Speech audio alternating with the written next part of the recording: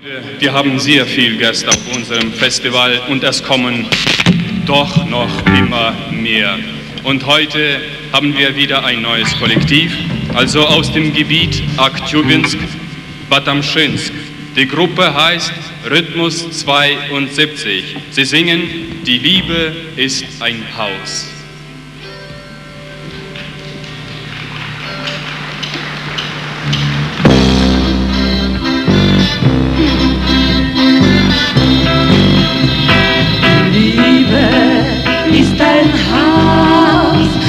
Dich und mich ein Haus, in dem wir miteinander wohnen.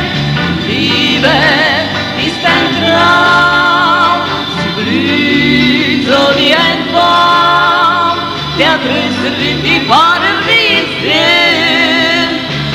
So komm ich dir alles entgegen, so bin ich noch heute bei dir.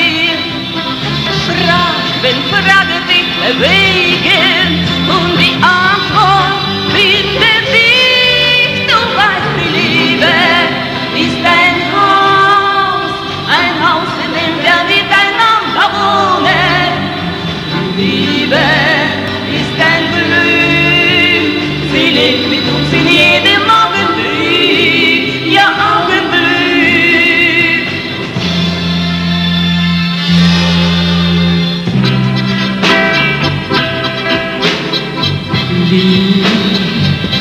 Ist der Mensch begegnet,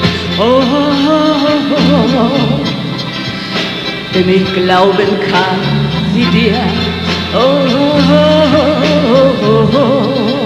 wie ein Quell zu einem breiten Strombett, so wuchs die Zuversicht in mir.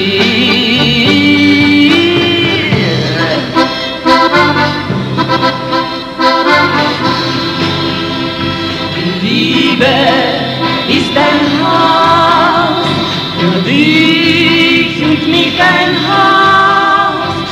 Haus, in dem wir miteinander wohnen.